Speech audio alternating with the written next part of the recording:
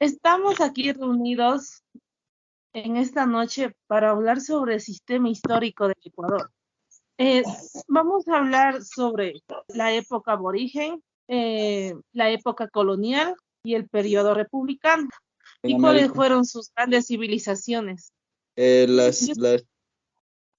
Estaban de decesos de civilizaciones aztecas, mayas, sius, incas y otras civilizaciones. Pero también Mm. llegaron, pero, pero también influyeron bastante en la cultura, influyeron son los españoles. Y gracias a los españoles hicimos, y bueno, se transformó bastantes culturas, como la lengua, las costumbres, el arte y la La música. religión, la Y la, religión, la Biblia. exactamente así. En la época aborigen se hizo prácticamente, se comenzó a hacer de todo. Por ejemplo, en la recolección y en la caza de animales, que fue en el año en el año 12.000.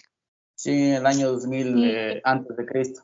de cuáles nomás eran? Pero estaban esos ubicados en Santa Elena, esos de Iga, Iliago, Pichincha, Oxi, Azuay, Ubilán, Claro, Loja, estuvieron, Altonap. no, y está bien, porque en todas esas partes estuvieron ubicadas, o sea, el sector, pero ¿cuáles fueron?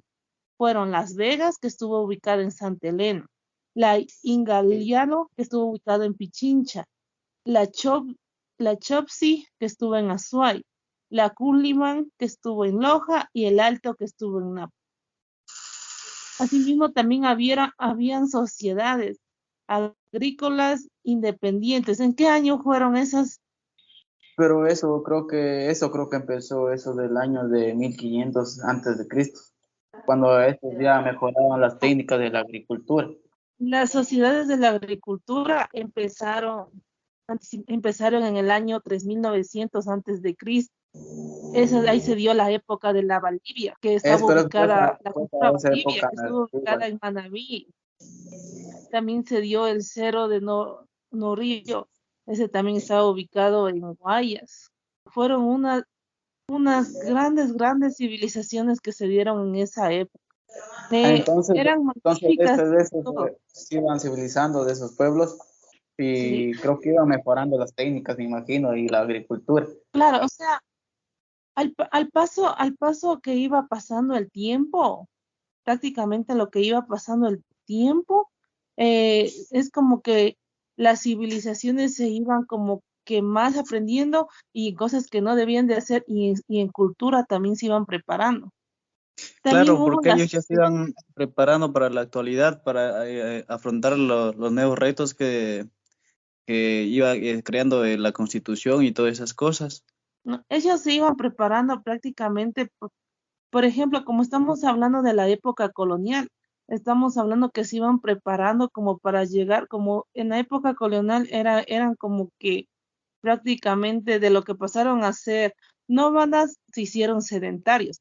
Y ahí es lo que comenzaron a hacer la agricultura, todas esas cosas, y comenzaron a crear lo que son, lo que son poblaciones como en ese entonces hubo la Valdivia, hubo la Chorrera, que fueron unas grandes civilizaciones que marcaron prácticamente al país. Por ejemplo, hay una historia de Las Vegas que estuvo en Santa Elena. En esa historia nos comentan que es sobre una pareja que se quería tanto, que los enterraron vivos.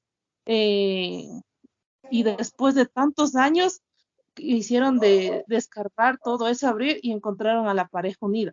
O sea, son cosas que, o sea, prácticamente las civilizaciones dejaron marcas y esas marcas poco a poco a transcurso del tiempo se ha ido creando historia. Y Bueno, y eso que ahora encuentran esos rasgos de arqueológicos se puede encontrar en las culturas. claro, También es que pueblos centrales también tenían elevadas, o sea, las técnicas de agricultura. O sea, cuando ya empezaron ya a coloniar eso de las incas, todo eso, ya empezaron a mejorar todo. O sea, ya tenían intercambios del uno al otro, como usted dijo, de nómadas, ya pues ya empezaron A sedentarios, cambiar. claro.